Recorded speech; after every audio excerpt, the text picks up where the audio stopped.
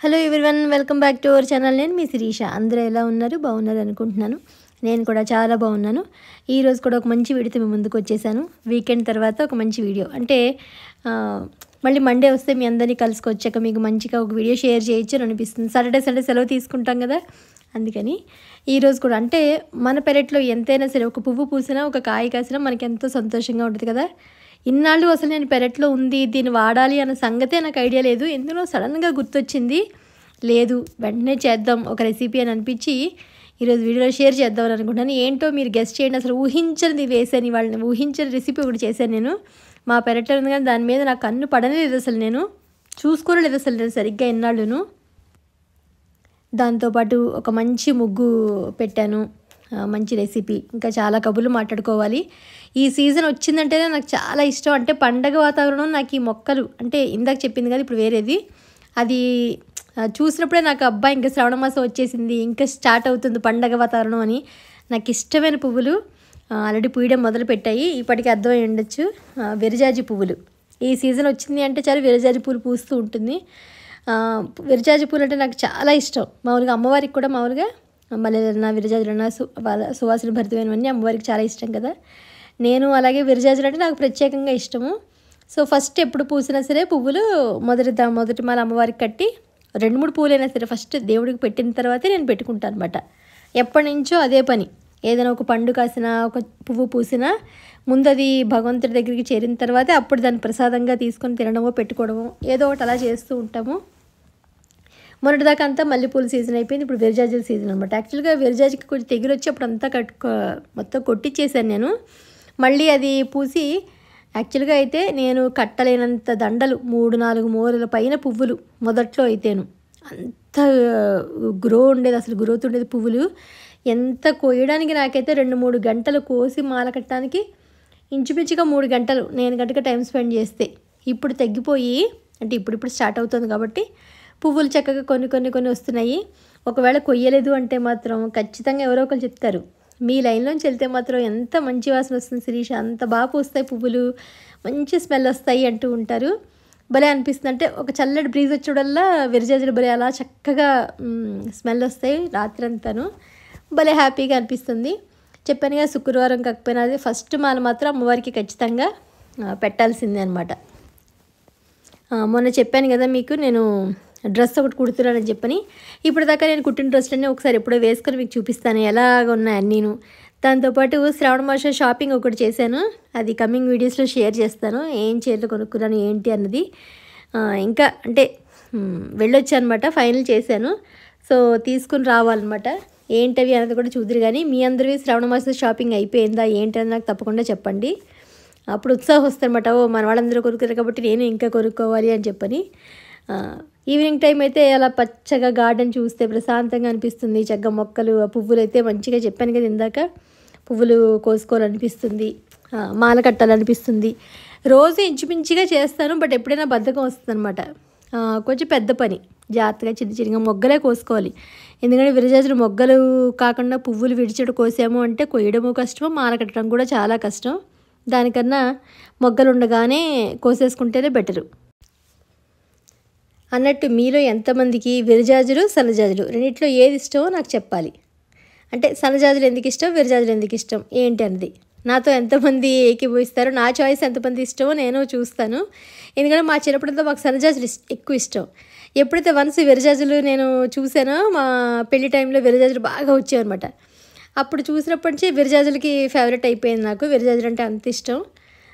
But రెండు ఏ పువ్వైనా బాగుంటుంది, పువ్వులు అది ఇదని ఏం కాదు, చక్కగా అన్ని పువ్వులు అందంగా బాగున్నట్టు ఉంటాయి. మళ్ళీ వీకెండ్ కదా, దొండకాయలు అవి వచ్చాయన్నమాట.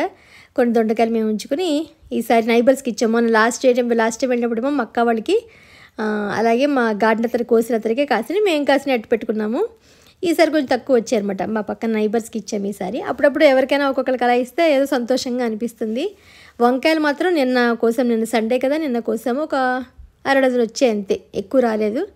మేమే చక్కగా కొత్తిమీర కారం పెట్టుకుని వండేసుకుని తినేసాము. మన ఇంట్లో కాయలు కదా, అసలు ఎంత లేతగా ఉన్నాయంటే అంత లేతగా ఉన్నాయి. భలే ఏదో వంకాయలు 4, ఒక పప్పాయ, మామిడికాయలు, ఏదో దొండకాయలు, చాలు ఇంకేం అక్కర్లేదు, 4 పువ్వులు. మొత్తానికైతే ఇవే వచ్చే పువ్వులు. అంటే ఇప్పుడిప్పుడే స్టార్ట్ అవుతుంది. పైగా మొక్క కూడా ఇంతకు ముందు మీద కొంచెం ట్రిమ్ చేయించేసాం కదా, అందుకని నా ఫస్ట్ వీడియో విరజాజి పువ్వులతోటే ఉంటుంది. అప్పుడు నేను కోసాను అనమాట, విరజాజి పువ్వులు ఫస్ట్ టైం కోసి మాల కట్టి దేవుడికి పెట్టే క్లిప్ మిస్ అయింది. కానీ నా ఫస్ట్ వీడియో అయితే విరజాజి పువ్వులు మాల ఎలా కట్టడం అనేది. నేను చేతి మాల ఇలా కడతాను. ఇప్పుడు చాలామంది అడిగారు, వీడియోస్లో కూడా నేను షేర్ చేశాను. యాక్చువల్గాను ఇదేంటంటే సింపుల్గా ఉంటుంది, గుజ్జిగా వస్తుంది మాల. మళ్ళీ ఎప్పుడైనా ఒకవేళ కొత్త సబ్స్క్రైబర్స్ కావాలనుకుంటే షేర్ చేస్తాను. ఆబ్వియస్లీ నేను శ్రావణ మాసం వస్తుంది కాబట్టి ఏదో ఒక రకంగా మనకి మంచిగా యూజ్ అవుతుంది అనుకుంటాను. చక్కగా ఏదైనా మంచిగా శుక్రవారం అది కాబట్టి నేను కోసింది ఏదైనా దేవుడి వెనకాల ప్లే చేస్తూ పూలమాల కట్టుకుంటూ ఉంటే భలే అనిపిస్తుంది. ఏం రెండు చేతుల మధ్యలోంచి వేయడం, ముడి వేయడం, ఆ రెండు చేతుల వేళ్ల మధ్యలోంచి పువ్వు పెట్టడం, ముడి లాగడం, అంతే. భలే చక్కటి మాల రెడీ అయిపోయింది.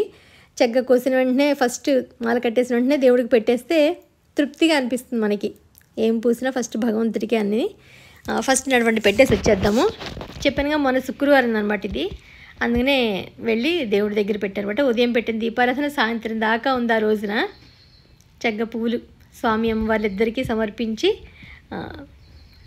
మంచిగా పూల వాసన స్వీకరించమని చెప్పి వచ్చారనమాట.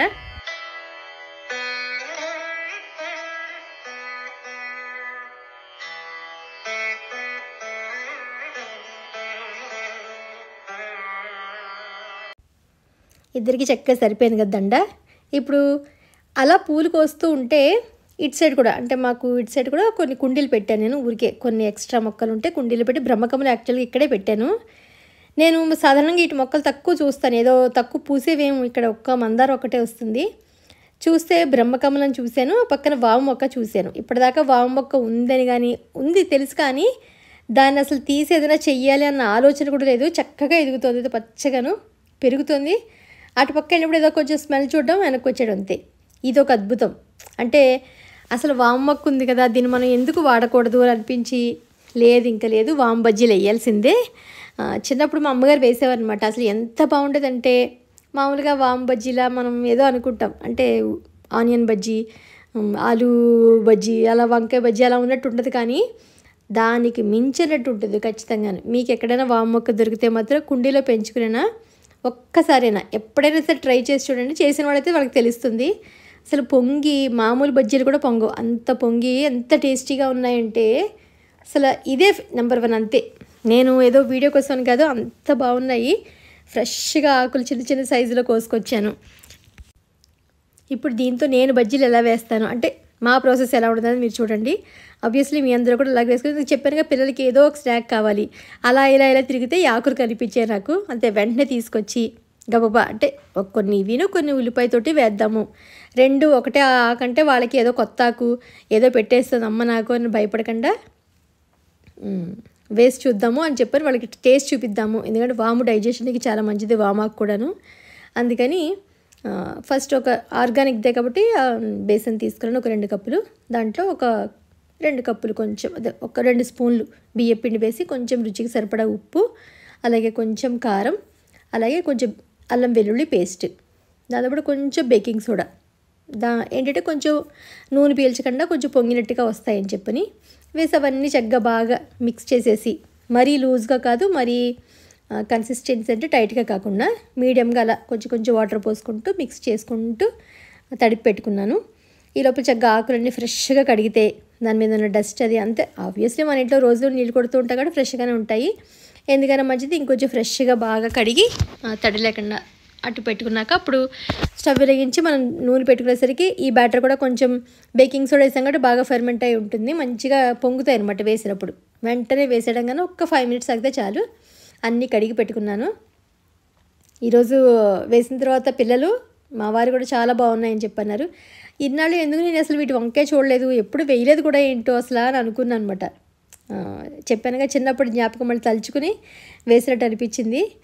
అంటే ఒక నేతితో మనం వేస్తే ఎలా ఉంటుంది స్మెల్, అలా అనిపించింది నాకు. బజ్జీ తింటుంటే మంచి నేతి వాసన, మరి వామాకు నేతి వాసన ఎందుకు వచ్చిందో తెలియదు కానీ భలే అనిపించింది. ఎక్కువగా నూనె పెట్టేసుకోకలేదు, ఏదైనా మనం చిన్నగా డీప్ ఫ్రై చేసుకున్నప్పుడు తక్కువ నూనె పెట్టుకుని బాగా చక్కగా నూనె వేగిన తర్వాత అందులో ఆకుని అటు ఇటు జస్ట్ ముంచి తీసి వేసేయడమే, అంతే. సింపుల్గానే ఉంటుంది ప్రాసెస్. ఏమీను మనకు బజ్జీలు వేసుకుంటా తెలుసు కదా, నేను అలాగే చేశాను. భలే వేస్తున్న వెంటనే జింగ్మని ఉబ్బితాయి, చక్కగా ఉబ్బినట్టు వచ్చాయి, భలే అనిపించింది. ఇలా బజ్జీలు ఏంటంటే మనకి మీడియంలో పెట్టుకుని, మరీ హైలో వద్దు, మీడియంలో పెట్టుకుంటే ఏంటంటే చక్కగా లోపలంతా ఉడుకుతుంది, పైనంతా కూడా మంచిగా గోల్డెన్ బ్రౌన్ కలర్లోకి వస్తుంది. 2 సైడ్స్ మనం టర్న్ చేసుకుంటూ వేయించడమేను. వీటికి ఏం చట్నీ అవసరం లేదు. యాక్చువల్గా చెప్పానుగా, ఇప్పుడు రైనీ సీజను, మంచిగా వర్షాలు పడుతూ ఉన్నాయి. సాయంత్రం వేసరికి ఆయిలీ ఫుడ్ కొంచెం అప్పుడప్పుడు మనకు తినాలనిపిస్తుంది, లేకపోతే ఆవకాయనం తినాలనిపిస్తుంది. నాకైతే అలా అనిపిస్తాయి. అందుకనే ఎప్పుడైనా డేలో 1 or 2 టైమ్స్ అంతే ఆయిల్ తోటి ఫుడ్ ఏమన్నాను. లేదు అంటే హెల్తీగా ఏదైనా జ్యూస్లో స్నాక్స్ ఏదైనా చేస్తూ ఉంటాము. చెప్పాను ఇంకా ఆబ్వియస్లీ బజ్జీలు వేసి మా అమ్మగారు కూడా చెప్పారు పచ్చడి కూడా చేయొచ్చడు దీన్ని, వామాకుతో పచ్చడి. అది కూడా ఒకసారి ట్రై చేద్దాం అనుకుంటున్నాను. మీకు తెలిస్తే కనుక వామాకు పచ్చడి నాకు కూడా చెప్పండి, నేను కూడా ఒకసారి ట్రై చేస్తాను. టమాటాలు ఏమన్నా వేస్ట్ చేసేయచ్చంటే ఒకసారి చేసేస్తాను, ఎలా ఉందో చూడొచ్చు అప్పుడు అది. ఫైనల్గా మా ఇంట్లో వర్షం పడుతూ ఉంటే వేడివేడిగా వామాకు బజ్జీలు రెడీ అయిపోయాయి. ఇది ఈరోజు వీడియో. చూసారు గుల్లగా భలే వచ్చాయి, తింటూ ఉంటే ఇంకా ఎన్ని తిన్నా తనివి తినట్టు అంత బాగున్నాయి అనిపించింది. మీకు కూడా నచ్చితే కనుక లైక్ చేయండి, ఎలా ఉందని నాకు తప్పకుండా కామెంట్ సెక్షన్లో తెలియజేయండి. మళ్ళీ ఒక ఇంట్రెస్టింగ్ వీడియోతోటి మిమ్మల్ని అందరినీ కలుస్తాను. అంతవరకు బాయ్.